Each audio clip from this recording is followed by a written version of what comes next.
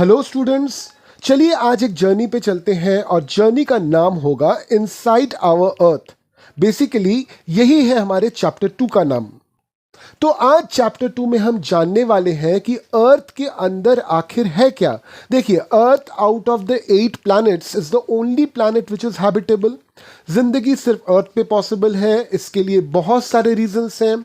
पानी हमको अबंडेंस में अर्थ पे मिलता है, ऑक्सीजन अबंडेंस में अर्थ पे मिलता है। एट द सेम टाइम अर्थ का जो टेम्परेचर है वो टेम्परेचर एकदम जस्ट है फॉर लिविंग ऑर्गेनिजम्स। और साथ में आज तक जितने भी लिविंग ऑर्गेनिजम्स हमको पता है उनके जीने के लिए जो भी केमिकल्स या मिनरल्स ज़रूरत पड़ती हैं वो सभी के सभी अर्थ पे प्रेजेंट है। मगर ये हमारा जो प्लैनेट है ये बना किस चीज़ से हुआ है, तो चलिए आज इस चीज़ की हम स्टडी करते हैं। तो सबसे पहले अगर हम अपने प्लैनेट को देखें और उसमें लेयर्स खोजें तो हमको 3 लेयर्स मिलेंगे, क्रस्ट, मैंटल एंड कोर। सबसे ऊपर वाला लेयर है क्रस्ट। क्रस्ट कॉन्टिनेंट्स पे 35 किलोमीटर्स तक थिक होता है, जबकि ओशन फ्लोर्स पर 5 किलोमीटर्स तक थिक होता है। क्रस्ट बना हुआ है कॉन्टिनेंट्स पे सिलिका और एल्युमिनियम से, तो सिलिका का Si और एल्युमिनियम का Al लेकर हम क्रस्ट को बोलते हैं Cl। ठीक उसी तरह से जो ओशन फ्लोर है वहाँ पे जो क्रस्ट है वो बना हुआ है सिलिका एंड मैग्नीशियम से, तो सिलिका का Si ले लेते हैं, मैग्नीशियम का Ma ले लेते हैं, तो इस लेयर को हम लोग बोलते हैं सीमा। ठीक उसी तरह से अगर हम बात करें अर्थ के क्रस्ट के बाद वाले लेयर की, तो बाद वाला लेयर है मैंटल। मैंटल करीबन 2900 किलोमीटर्स थिक है। और मैंटल के नीचे वाले पोर्शन को, जो सबसे इनरमोस्ट पोर्शन ऑफ अर्थ है, उसको हम लोग बोलते हैं कोर। जो कोर है उसकी जो रेडियस है दैट इज अबाउट 3500 किलोमीटर्स, और ये पूरी तरह से बना हुआ है निकल एंड आयरन से। तो निकल का अगर Na ले लेते हैं और आयरन का अगर Fe ले लेते हैं तो ये बन जाता है नाइफ। अब देखिए, हम रहते तो है क्रस्ट पे। अगर हमने एक गड्ढा खोदा तो हम मैक्सिमम क्रस्ट को पार करके मैंटल तक जा सकते हैं। हम कभी भी अर्थ के कोर तक कोई भी गड्ढा नहीं खोद सकते। उसका रीज़न ये है कि अर्थ का जो कोर है वो बहुत ज़्यादा गर्म है, बहुत हाई टेम्परेचर है उस जगह पे। एट द सेम टाइम वहाँ पे प्रेशर बहुत हाई है। तो हमारे पास आज तक ना कोई टेक्नोलॉजी है और ना ही हमने कोई ऐसा मेटल खोज निकाला है कि जिसके थ्रू इतने डेप्थ पर हम जा सकें कि जहां पे इतना हाई टेम्परेचर और इतनी हाई प्रेशर होगी। एट द सेम टाइम अगर हम अर्थ के क्रस्ट तक जाना चाहें तो करीबन हमको 6000 किलोमीटर्स का एक गड्ढा खोदना पड़ेगा, which is almost impossible with the technology which we have today. आज तक का सबसे गहरा माइन जो है वो साउथ अफ्रीका में है और उसकी डेप्थ केवल 4 किलोमीटर्स है। अर्थ का जो क्रस्ट है वो सिर्फ 1% of the total volume of earth है, जबकि 84% अर्थ का मैंटल है और 15% अर्थ का कोर है। अर्थ का जो रेडियस है दैट इज 6371 किलोमीटर्स। अर्थ के क्रस्ट पे हमको बहुत सारे रॉक्स मिल जाते हैं। रॉक्स क्या है? Any natural mass of mineral matter that makes up the earth crust, इसको हम बोलते हैं रॉक। अब ये रॉक जो होता है वो डिफरेंट कलर का होता है, साइज का होता है, टेक्सचर का होता है। रॉक्स को हमने मेजरली 3 पार्ट्स में डिवाइड किया है, igneous rocks, sedimentary rocks and metamorphic rocks. Igneous rocks बनते हैं मोल्टन लावा के सॉलिडिफाई होने पर। तो जब भी कोई वोल्केनो फूटता है और उसमें से लावा निकलता है तो ये गर्म लावा जब अर्थ के सरफेस पे गिरता है और अर्थ के एटमॉस्फेयर के कांटेक्ट में आता है, जिसका टेम्परेचर काफ़ी कम है उस लावा से, तो इमीडिएटली ये लावा जो है वो सॉलिडिफाई कर जाता है। सॉलिडिफाई करने पे जो रॉक बनता है इसको हम लोग बोलते हैं एक्सट्रूसिव इग्नियस रॉक्स। ये रॉक जो होता है ये काफ़ी फाइन ग्रेन के स्ट्रक्चर का होता है। एग्जाम्पल है बैसल्ट। इंडिया में जो डेक्कन प्लेट्यू है, डेक्कन प्लेट्यू पूरी तरह से बैसल्ट से बना हुआ है। कभी कभार जो लावा है ये पूरी तरह से अर्थ के क्रस्ट तक नहीं आ पाता, अर्थ के डीप क्रस्ट में ही ये सॉलिडिफाई होने लगता है। तो ऑब्वियसली अर्थ के डीप क्रस्ट में टेम्परेचर काफ़ी हाई है, तो ये सॉलिडिफिकेशन का प्रोसेस थोड़ा सा धीरे होता है। तो इससे जो रॉक्स बनते हैं उसको हम लोग बोलते हैं इंट्रूसिव इग्नियस रॉक्स। ये रॉक्स जो होते हैं इनका जो ग्रेन होता है ये थोड़ा सा बड़ा होता है। Example of such rocks is granite. अब ये जो इग्नियस रॉक्स बनते हैं ये कभी कभार एक दूसरे से टकराते हैं, बारिश का पानी उस पर गिरता है, हवा चलती है तो ये रॉक्स जो है थोड़ा थोड़ा करके टूटने लगते हैं। ये रॉक्स टूटकर जब पानी के बहाव में बहने लगते हैं या फिर नदियों में बहने लगते हैं तो किसी एक जगह पे आके ये रॉक धीरे धीरे डिपोजिट होकर सॉलिडिफाई होने लगते हैं और इससे बनता है sedimentary rocks. For example sandstone जो बना हुआ है ग्रेन्स ऑफ सैंड से। सेडिमेंट्री रॉक्स में फॉसिल्स मिलना बहुत आम बात है। फॉसिल्स क्या है? जो भी एनिमल्स या जो भी प्लांट्स एक समय पर लिविंग थे मगर किसी कारण से उनकी डेथ हो गई तो उनकी बॉडी जो है वो रॉक्स के बीच में फंस जाती है और उसको हम लोग बोलते हैं फॉसिल। इग्नियस और sedimentary rocks with time under great heat and pressure convert हो जाते हैं तीसरे तरह के रॉक्स में जिसको हम बोलते हैं metamorphic rocks. For example clay वो बदल जाता है स्लेट में, लाइमस्टोन बदल जाता है मार्बल में। रॉक्स हमारे लिए बहुत यूजफुल हैं। कभी कभार रॉक्स काफ़ी हार्ड होते हैं तो जिनसे हम रोड्स बना लेते हैं, हाउसेस बना लेते हैं, बिल्डिंग्स बना लेते हैं। कभी कभार हम रॉक्स का इस्तेमाल इवन अपने गेम्स में करते हैं। ऐसे एक गेम हो गया पिट्टो जिसको हम लोग 7 स्टोन्स बोलते हैं, उसमें रॉक का इस्तेमाल होता है। हॉप स्कॉच जिसको हम लोग बोलते हैं कित कित, उसमें रॉक्स का इस्तेमाल होता है।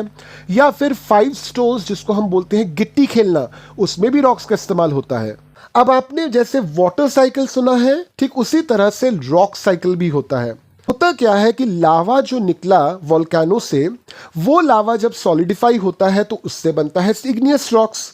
इग्नियस रॉक्स जब एक दूसरे के साथ टकराते हैं या फिर बारिश में टूटते हैं, हवा के कारण टूटते हैं और फिर धीरे धीरे जमा होते हैं तो उससे बनता है सेडिमेंट्री रॉक्स। इग्नियस रॉक्स और sedimentary rocks under very high temperature and very high pressure बन जाते हैं मेटामॉर्फिक रॉक्स। और जब ये मेटामॉर्फिक रॉक्स अर्थ के क्रस्ट के अंदर रहते हैं और उनको फिर से काफ़ी हाई टेम्परेचर या फिर काफ़ी हाई प्रेशर मिलता है तो वो फिर मोल्टन स्टेट में चले जाते हैं और लावा बन जाते हैं। यानी कि जो कहानी लावा से शुरू हुई, रॉक की वो कहानी वापस आके लावा पे ख़त्म हो सकती है। इसको हम लोग बोलते हैं रॉक साइकिल। रॉक्स में तरह तरह के मिनरल्स होते हैं। मिनरल्स क्या है?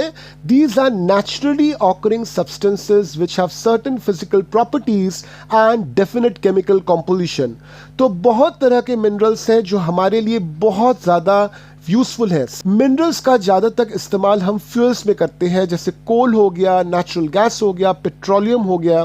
इसके साथ साथ मिनरल्स का यूज जो है वो इंडस्ट्रीज में भी होता है, like iron, aluminium, gold, uranium. Minerals का इस्तेमाल हम मेडिसिन में भी करते हैं और फर्टिलाइजर्स में भी करते हैं। अर्थ का जो ये पूरा पोर्शन हो गया जिसको हम क्रस्ट में, मैंटल में और कोर में डिवाइड कर दिए, इस पूरे पोर्शन को बोलते हैं अर्थ का लिथोस्फीयर। तो बेसिकली आज हमने चैप्टर 2 में पूरे लिथोस्फीयर की जर्नी कर ली। तो अब चले आते हैं इस चैप्टर के एक्सरसाइजेस पर। क्वेश्चन नंबर 1 देखिए, part A, what are the 3 layers of earth. तो हमने क्या बोला? Crust, mantle and core. चले आते हैं क्वेश्चन नंबर 2 में, व्हाट इज रॉक। तो any natural mass of mineral matter that makes up the earth crust is called as rock. चले आते हैं क्वेश्चन नंबर 3 में, how are extrusive and intrusive rocks form. तो लावा जब crust के ऊपर सॉलिडिफाई होता है उससे बनता है एक्सट्रूसिव इग्नियस रॉक्स, और लावा जब क्रस्ट के अंदर सॉलिडिफाई होता है उससे बनता है इंट्रूसिव इग्नियस रॉक्स।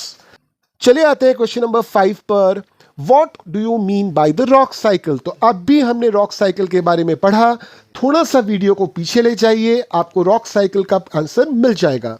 चले आते हैं क्वेश्चन नंबर 1 के क्वेश्चन नंबर 6 पर, What are the uses of rocks। तो रॉक का बहुत ज़्यादा यूज होता है। रॉक से हम बिल्डिंग्स बना सकते हैं, रॉक से तरह तरह के स्ट्रक्चर्स बना सकते हैं, इनफैक्ट गेम्स भी खेल सकते हैं रॉक से। चले आते हैं क्वेश्चन नंबर 1 के पार्ट नंबर 7 पे, What are metamorphic rocks।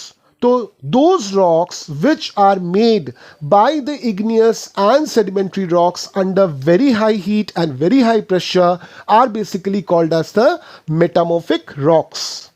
चलिए आते हैं क्वेश्चन नंबर 2 पे, जहां पे आपको टिक करना है करेक्ट आंसर।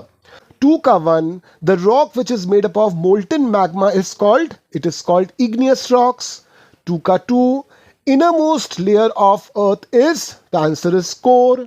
2 का 3, gold, petroleum and coal are examples of minerals. 2 का 4, rocks which contain fossils are sedimentary rocks. 2 का 5, the thinnest layer of earth is, it is crust. चलिए आते हैं क्वेश्चन नंबर 3 पे, जहां पे आपको मैच करना है।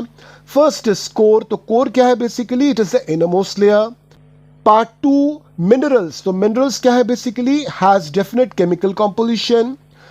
Part 3 rocks are used for roads and buildings. Part 4 clay changes into slate, and part 5 that is Cial, it is made up of silicon and alumina. चलिए आते हैं क्वेश्चन नंबर 4 पर, गिव रीजंस। पार्ट 1 देखिए, we can not go to the centre of earth, तो आपको reason बताना है। तो मैंने चैप्टर के शुरुआत में ही आपको रीजन बताया था, दोबारा बता देता हूं। अर्थ के कोर में temperature is extremely high and the pressure is extremely high. Till date हमने कोई भी ऐसी साइंटिफिक टेक्नोलॉजी या फिर कोई भी ऐसा मेटल या फिर कोई भी ऐसा प्रोडक्ट नहीं बनाया है कि जिसके थ्रू हम इतना ज़्यादा टेम्परेचर, इतना ज़्यादा प्रेशर हैंडल कर पाए। तो that is the reason why we will never be able to reach the earth core with the current technology which we have. क्या पता फ्यूचर में हो सकता है कि टेक्नोलॉजी वैसी डेवलप कर जाए कि हम अर्थ के कोर तक पहुंच जाए, फिलहाल के लिए इट इज़ इम्पॉसिबल। 4 का 2, sedimentary rocks are formed with sediments. तो sediments क्या हैं? Sediments are the broken pieces of rocks. Generally किस तरह के rocks? Igneous rocks. When all the sediments collect together, they actually form the sedimentary rocks.